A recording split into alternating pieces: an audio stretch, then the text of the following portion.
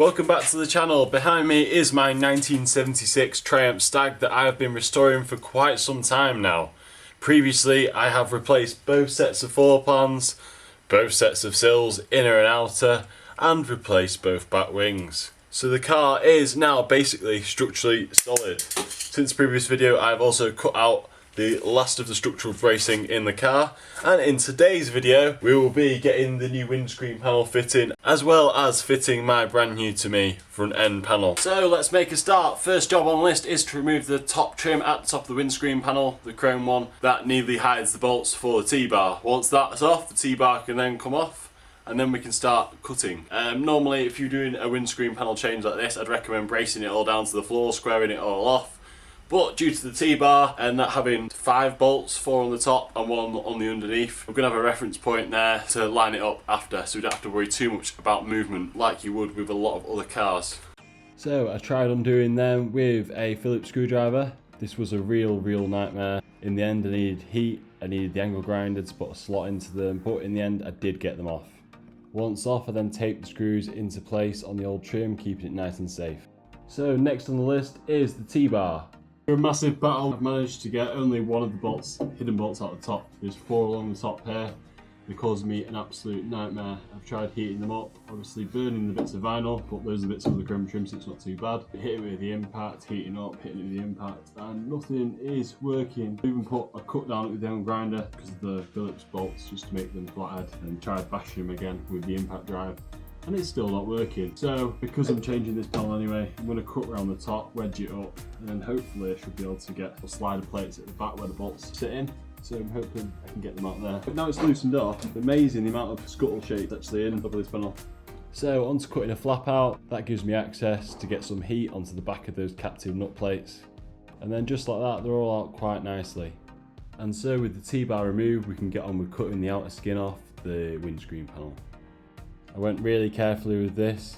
One small slip to the backing panel could end in disaster. And so there, piece by piece, I have cut off bits of the outer skin. I may save some of these bits because they've got some of the bolts there that look a lot better than some of the ones that come on that donor panel. Some unscrupulous restorers may just cut the whole panel off and then weld a whole new panel on at the bottom. But doing that is a cut and shut repair, which you do not want to do. It takes far longer, but it is a far better repair to unpick along all the original seam lines and replace it like we are doing. Next I applied a rust converter followed by primer. So with the panel now off, let's take a little close look. So there we are, all primed up. Once the paint dried, I joggled along the front edge of the panel just here. This will allow the front edge of the panel to sit nice and flush. The rest of the panel will just be plug welded into place. Another thing to note is the 3 drilled holes you can see there. These allow a strengthening piece from the outer skin to go down to the bulkhead where it is also welded. It's bits like this where people are attempting a cut and shut repair that would lose massive structural integrity to the car. The panel is now all hole punched up, ready to take the plug welds. It can now slot into place. I've just got to make sure the strengthening piece slots behind, just like I showed you all before. Obviously off camera I have painted the inner side of this skin with a load of weld through primer. As you can see, it's taken absolutely tons of wrestling to try and get the thing into place, but once into place I can then get a couple of clamps on it here and there just to try and hold it exactly where I want it. I've then tested my wing gaps along the bulkhead, and to be honest I'm pretty happy with them. Obviously later on I can make some fine adjustments, but for now that seems good to put a few blobs at the bottom of the panel. I've just managed to get a couple tacks on the new panel, one on the inside and the side, and one on the outside and the inside. I've then checked the wing and scuttle gap on both sides, and even though it's now welded, yet they are still nice good gaps like we saw before. So now we're just going to go to the top. Obviously this is absolutely everywhere at the minute, so I'm going to get it roughly where I want it. Then I can get a couple tacks on it, hold it into place, and then I can trial fit the T-bar. And 2 tacks later, here is the T-bar nicely fitting. With just 8 tacks on there, the windscreen panel is held roughly into place. Obviously it's not completely solid at the minute, but that doesn't matter for now. The T-bar bolt's on, and that's all I really want. Next job on the list, I want to get that front end off. Once the old front end's off, I can trowel fit the new front end, clamp that into place. There's a bolt plate at the bottom for the bonnet, so then I'll need to get the bonnet into place, try and line that up, and hopefully with a little bit of luck, bonnet can then line up nicely to the windscreen panel. If it lines up nice to the windscreen panel, then I'm basically happy to carry on welding that in. But before I show you me hacking off the front end and taking a good look over that, here's a clip of me unpicking my new to me front end panel. Again, just like the windscreen panel, even though this is a second-hand panel and I could just weld it on, I'm going to do it properly. So first I start by unpicking all of the old seams along the wings here at the sides. They just come off nicely. A little bit of wrestling pops them right off. I think I'm going to try and save these second-hand front wings even though they're in two halves. I don't think they should be too hard to weld back together, but we'll see. Last to come off is that slant panel.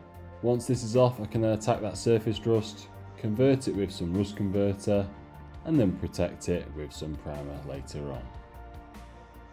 Here's another angle of the new to me front end. Watch as that rust slowly disappears. The eagle-eyed amongst you may also realise I've chopped out the front bulkhead and two front chassis legs. These are solid on my car. So on this panel, the bottom will weld to the lower rad support and the top will weld to the top rad support. Not in as good condition as I thought. The main structure of it, the front valance, is all nice and solid. There's just a little bit of filler in the top panel here between the wings.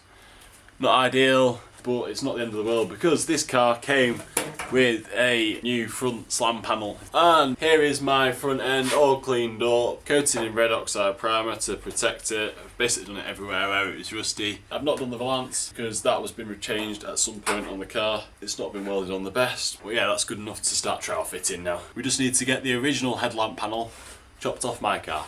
I just did one last check before deciding to cut off the front panel. I basically just threw all the panels over the top to see if anything was miles out. But in all honesty, with how rotten the front end was, it really didn't give me any information.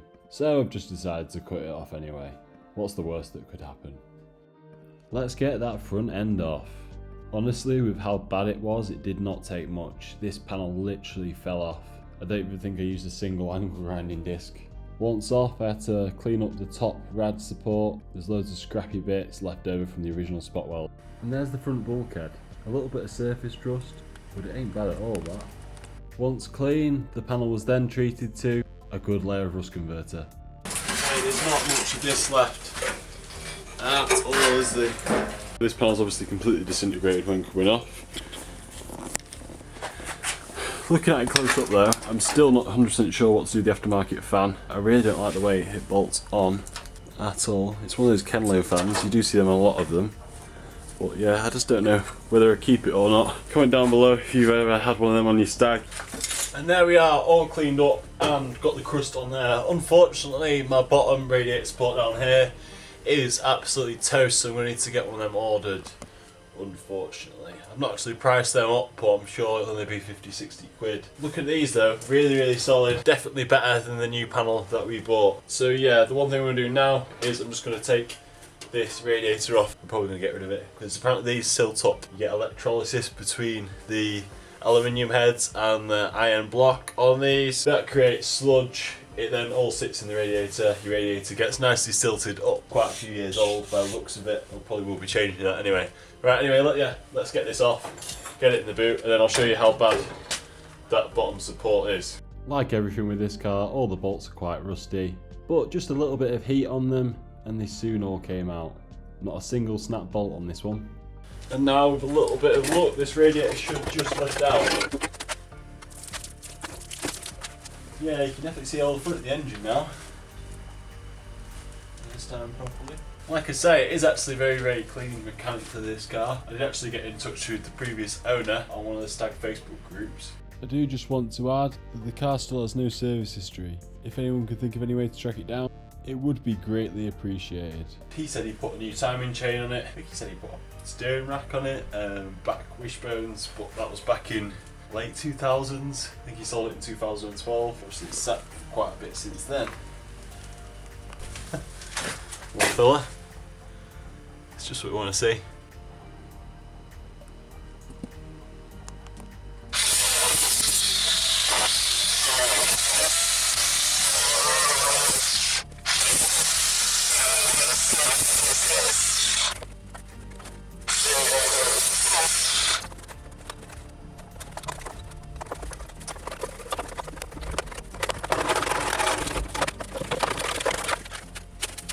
So there's my bottom rad support panel, quite a lot of surface rust. So you could probably clean that up and place it up, but it would look a right mess. Bought a new one. I thought they'd be 60 quid. I think it was 120 or something like that. And there was the one off my donor panel.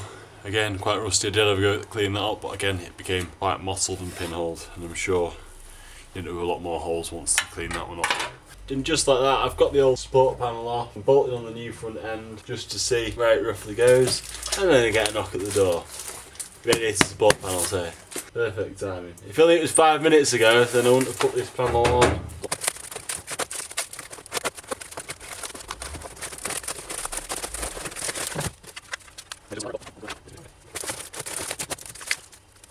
And there's the receipt. It was £120, not £50 like I first thought.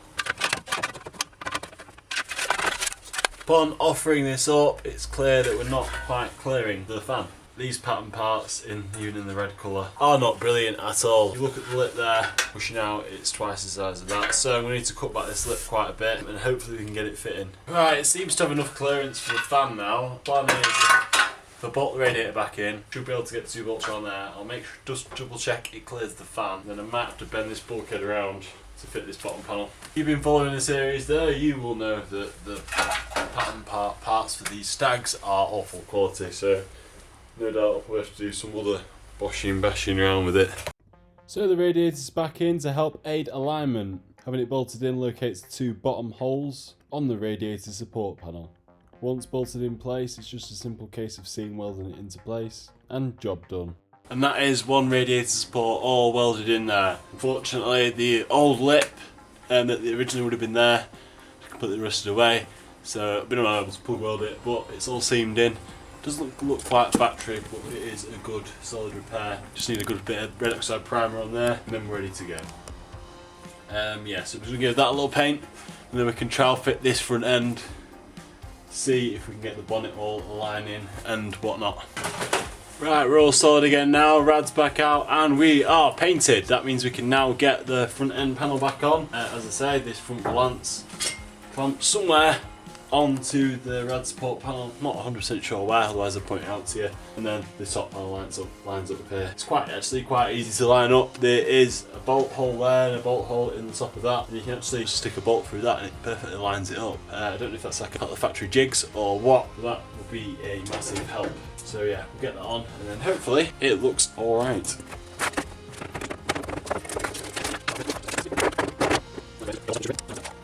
And then once it's into place here, the little bolt just goes through. Pretty sure that must be a factory jig. I'd say that's not far off, if I don't say so myself. Looking at both bumper irons, they are pretty close. Right, now that the front end's on, I'm actually struggling to bolt the bonnet in. The hinges are quite stiff, it's quite heavy, and yeah, I think I'm going to need to phone a friend or wait for Dad to come up here. So I think this might be a good time to call it a video. Join me next time where I need to punch a load of holes in the front end, getting it ready for welding. I think I know roughly where it needs to go now. I need to test fit the bonnet properly just to make sure. It seems like it might be a little bit tight at that end up there, so I don't know whether I'll be able to knock it in. So that corner there might need a little bit of playing with. But yeah, I hope you've enjoyed this video. I know it's been absolutely ages. Don't forget to like, comment and subscribe, and we'll see you next time.